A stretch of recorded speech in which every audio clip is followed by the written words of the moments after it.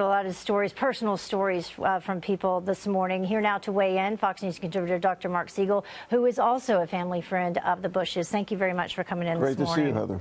So you have some insight into her final days, like the last 2 days. What was going on? So the day before yesterday, she had visitors. She was taking phone calls all day. She had Jim and Susie Baker visiting her. Jim Baker was, of course, President Bush 41's chief of staff and secretary of state. She drank a tumbler of bourbon. She enjoyed their visit. Yesterday, she was sitting with the former president all day, holding hands, and he was with her when she passed. She was strong and courageous till the end. Truly remarkable. Now, the past year, some insight into some of the issues, health issues that she has been facing. You know, so we tend to look at diseases like cancer as what people, you know, that's terminal.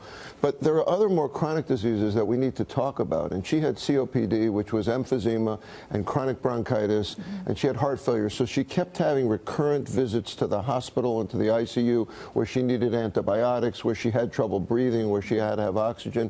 And a lot of that lung damage is not reversible. It's very progressive. So her last year of life involved a lot of hospitalizations while he was being hospitalized as well. It's definitely tough for anyone, such a tough decision to make. Now, that we've heard about this comfort care. We first reported it. She decided she wasn't going to go back to the hospital. She was instead going to stay at home, surrounded by her loved ones. Obviously, a better place to be. Right. Explain to people what comfort care is and how perhaps her decision can help others when they have to make this decision. Well, comfort care refers to not aggressive care. In other words, you're not going to go on a ventilator. You're not going to go on a respirator. You're not going to have emergency CPR.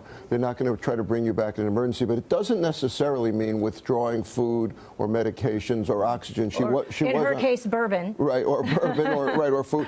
Exactly. Yeah. She loved her bourbon, and she was on oxygen till the end. So I want people out there to know that it doesn't mean withdrawing all care, but it is something to be thinking about in your 90s. If you have a chronic condition, a progressive condition that isn't getting better, yes, you think about it with dementia or stroke or with cancer, but you should think about it also with more pervasive diseases. And so she becomes a role model for that now. She's a pioneer for something I'm dealing with every single day, which is patients are deciding, what is my quality of life? And it's a personal decision that should be made on a one-on-one basis. Nobody should tell you what to do, but as a patient, you should think, is this what I want? Well, we have to go, but finally, did it surprise you that she's become a role model in this way?